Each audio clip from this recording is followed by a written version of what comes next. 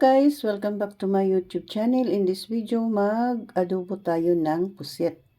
So, ibang recipe naman ang ating gagawin kasi ang ating ingredient, kamatis, sibuyas, bawang, siling haba, paminta, dato puti, mantika. Igigisa po natin siya guys. So, syempre may konting tubig din guys. So, ito guys, hindi ko pa siya nalinis. Lilinisin ko pa siya guys. Kasi dito sa likod, kailangan nating tatanggalin po yung ano niya dito, yung plastic. Parang buto ba? Ayan. So, samahan niyo po ako sa aking pagluluto.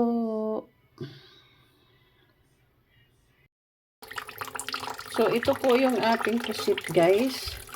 Ayan. Ito po yung sinasabi ko sa inyo na dapat nating tanggalin. Hihilain lang po natin.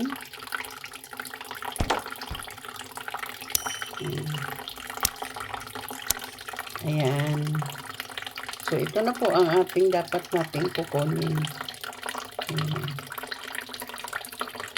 So, bali ito po yung ang buto nila guys sa ating pusit. Ayan. So, tatanggalin din natin yung bibig ng ating pusit. Pipisilin lang natin siya dito guys para matanggal. Ayan. Ito po yan siya guys. Ayan. So, hindi po natin siya isasama sa ating pagluto.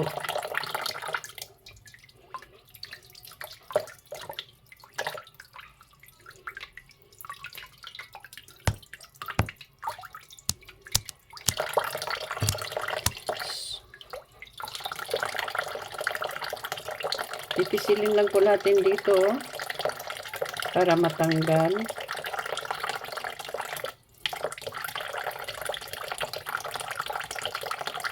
So, dito, konti, didiin po natin siya ng konti or alalay po guys sa paghila nito. Pag hindi po sariwa ang ating pusit, ito po ay nagpuputol-putol na po siya guys. Ito. So, nakikita niyo po guys. Ayan. Sa mga hindi po nakakalam, pero marami na pong nakakalam nito. May ganito talaga ang pusit sa likod. Ayan. So, ganituhin lang po natin ang paglilinis ng ating pusit. So, ito po yung ating pusit, guys. Ayan.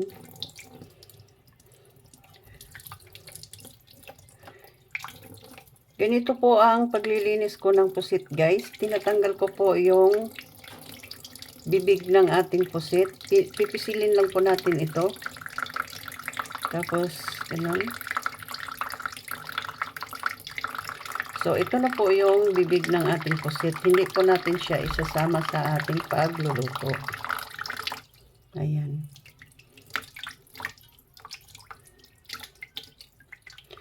Tapos, yung sinasabi ko sa inyo guys, sa likod, dapat natin tatanggalin. Ito po yung alalayan lang po natin dito sa likod para hihilain natin ang kanyang buto. Ayan. Okay. Ayan po siya guys. So, yan na po ang ating kukunin dito sa pusit natin.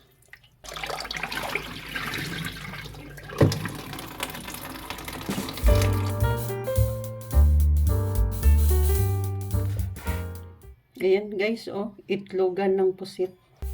Kasi, kapupulmon lang po guys. So, 3 hiwa lang po ang gagawin natin sa ating pusit. Ayan.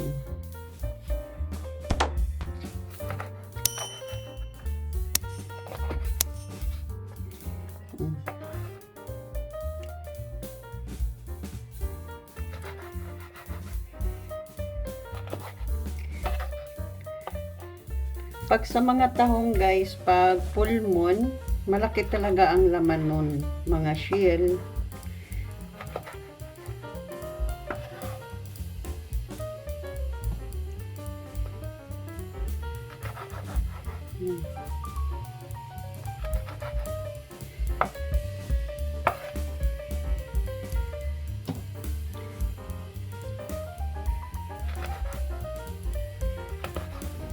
So, hiwain lang po natin lahat guys, ang ating pusit.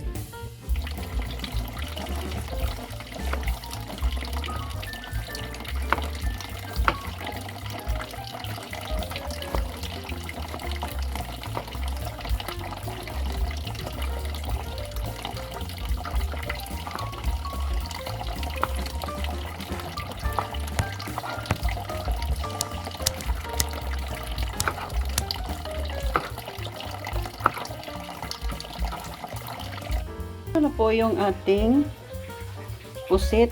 Nahihiwa ko na po siya guys. Ayan.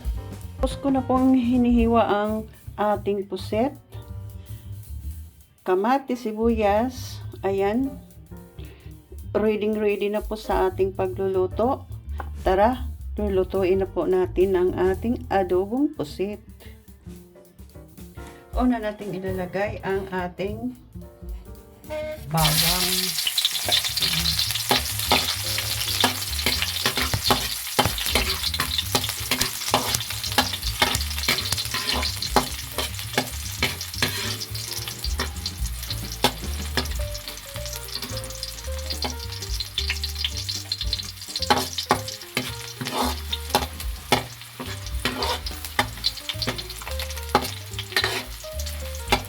Palabasin muna natin ang aroma ng ating bawang.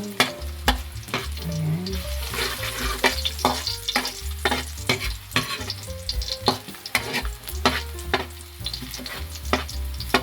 Kasi pag mailagay na natin ang ibang nating ingredient, mawawala na po ang pagka-ano ng ating bawang. So, kasunod ang sibuyas.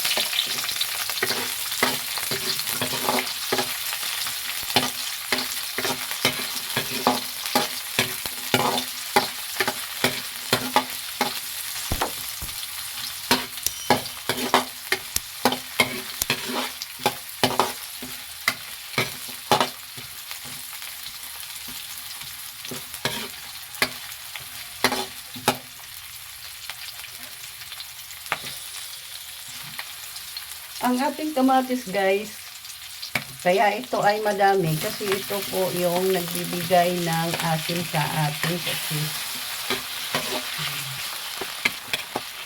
So ang ating sili na mahaba ay mamaya pa.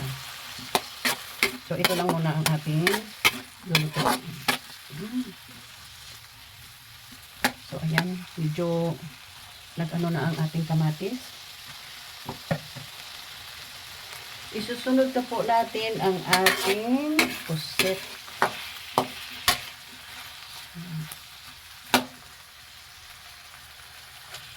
Wow! Lalagyan ko po ito ng asin. Konting ano lang po ang ilalagay natin guys. Konting tuyo lang po ang ating ilalagay. Ayan. Pakuluin lang po natin siya guys ng mga ilang minuto kasi hindi po pwedeng overcook ang ating pusit. Di po ba? Pakuluin lang muna natin ng saglit. Kumulo na po ang ating pusit. Ihalo po natin. Ayan. Nagtutubig po siya.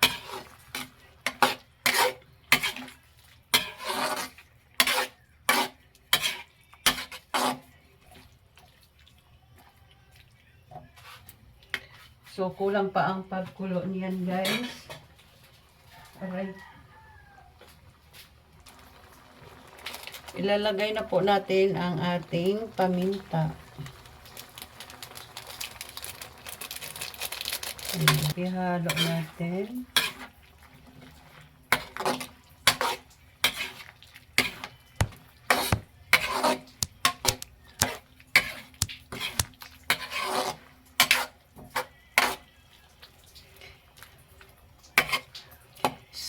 I-adobo lang po ito, guys.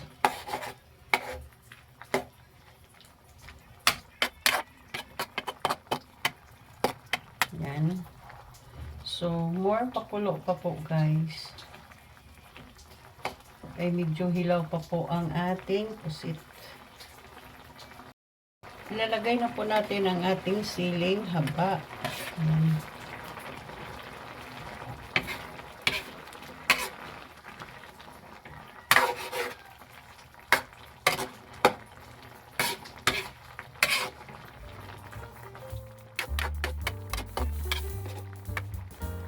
So, pakuloyin na po natin ulit siya, guys.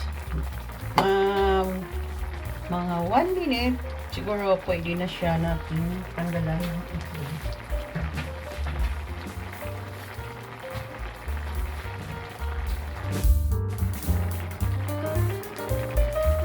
Luto na po ang ating pusit, guys. Ayan.